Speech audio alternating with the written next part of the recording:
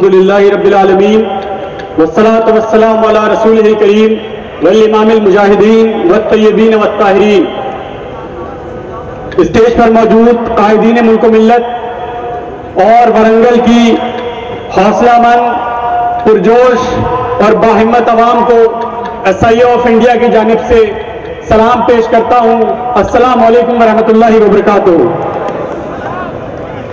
आज अवाम का एक ठाटे मारता हुआ समंदर हुकूमत हिंद को ये वाज़ेह पैगाम दे रहा है कि तुमने जिस खून को मक्तल में दबाना चाहा, आज वो कूचो बाजार में आ निकला है।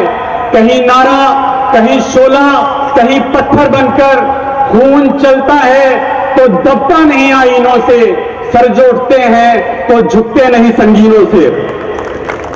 हाज़रीन इकराम, वक्फ तरमीमी बिल जब लाया गया तो ये ख्वाब दिखाए गए कि ये मुसलमानों के लिए नेमत साबित होगा, लेकिन नियत में खोट ज्यादा दिन तक छुपती नहीं है। इस मुल्क के वजीर आजम ने एक पब्लिक रैली में जब मुसलमानों के हवाले से, इस मुल्क की दूसरी सबसे बड़ी अक्सरियत के हवाले से नाज़ेबा अल्फाज का इस्तेमाल किया तो ये बात पूरे मुल्क पर आया हो गई कि दरअसल एजेंडा कुछ और है। और एजेंडा क्या है? एजेंडा वो सावरकरिस्ट और गोलवालकरिस्ट एजेंडा है जो इस मुल्क में मुसलमानों के वजूद को मिटाना चाहते हैं, जो इस मुल्क से मुसलमानों को नदारत करना चाहते हैं।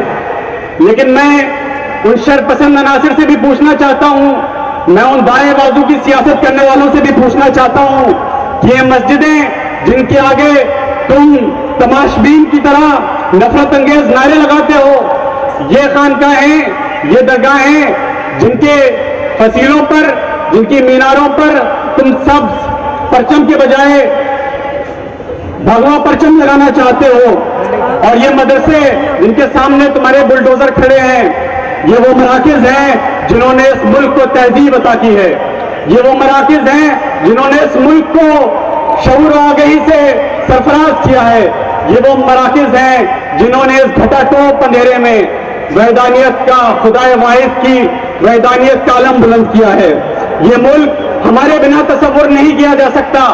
मैं ये बात बार बार कहता हूं कि ये मुल्क हिंदुस्तान के मुसलमानों के बिना तसव्वुर नहीं किया जा सकता, और अगर उसको तसव्वुर किया जा सकता है तो वो ये मुल्क नहीं होगा, वो कोई और मुल्क होगा, लेकिन वो हिंदुस्तान नहीं होगा। मैं इस मौके पर हुकूमत हिंद को भी ये याद दिलाना चाहता हूं कि अगर तुम इस जोम में हो, तुमने ये गलतफहमी पाल रखी है कि तुम इन साजिशों के नतीजे में ये कवानीन बनाकर हिंदुस्तान के मुसलमानों के वजूद को मिटा दोगे, तो तुम्हारी ये गलतफहमी बहुत जल्द दूर हो जाएगी। हमने इस मुल्क में अंग्रेजों का मुकाबला किया है, उनसे पंजा आजमाई की है, उनके जबर का मुकाबला किया है, उनके जुल्म का मुकाबला किया है, और इस मुल्क की मिट्टी को अपना लहू दिया है। तुम्हारी ये साजिशें कभी कामयाब नहीं हो सकती।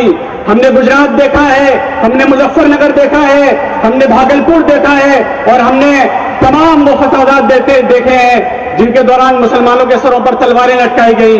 लेकिन आज हमारी ये मौजूदगी इस बात की शहादत दे रही है कि हमें इस मुल्क से नहीं मिटाया जा सकता। मैं आखिरी बात ये बात कहते हुए अपनी बात खत्म करूंगा कि यह कहा जाता है कि हुकूमत कवानीन इसलिए बनाती है कि बिहार का इलेक्शन सामने है, ये कहा जाता है कि नेशनल सिक्योरिटी का मसला है। मैं ये कहता हूं और अल्लाह ये बात कहता हूं कि मुसलमानों का इज्तिमाई वजूद मिटाने की साजिश इस मुल्क के लिए सबसे बड़ा नेशनल सिक्योरिटी का मसला है। मुसलमानों की मॉब लिंचिंग इस मुल्क के लिए सबसे बड़ी नेशनल सिक्योरिटी का मसला है। मुसलमानों के घरों पर बुलडोजर इस मुल्क के लिए सबसे बड़ा नेशनल सिक्योरिटी का मसला है। तो इस मसले को कमतर मत समझिए, इसको सेकेंडरी मत समझिए। ये आपकी लड़ाई है, ये मुस्लिम पर्सनल लॉ बोर्ड की जाती लड़ाई नहीं है, ये जनाब असदुद्दीन ओवैसी साहब की जाती लड़ाई नहीं है, ये मौलाना खालिद सैफुल्लाह रहमानी साहब की जाती लड़ाई नहीं है, ये मेरी और आपकी लड़ाई है। और इस लड़ाई के लिए वरंगल की अवाम ने आज अपनी इत्तेहाद का सबूत दिया है। मौका आएगा तो वरंगल की अवाम जालिमों का हाथ भी रोकेगी और बुलडोजरों के सामने सीना सिपर हो जाएगी, और इस मुल्क के लिए, इस कौम के लिए, अपने इज्तिमाई वजूद के लिए एक बार फिर कुर्बानियों का नजराना पेश करेगी। अस्सलाम वालेकुम वरहमतुल्लाहि वबरकातुहू। ఫెయిర్ మీడియాకు స్వాగతం। మా ఛానల్ను సబ్స్క్రైబ్ చేసుకోండి మరియు మా వీడియోలను చూడండి। ప్రతి అప్డేట్ల కోసం బెల్ ఐకాన్ను ఆన్ చేయండి।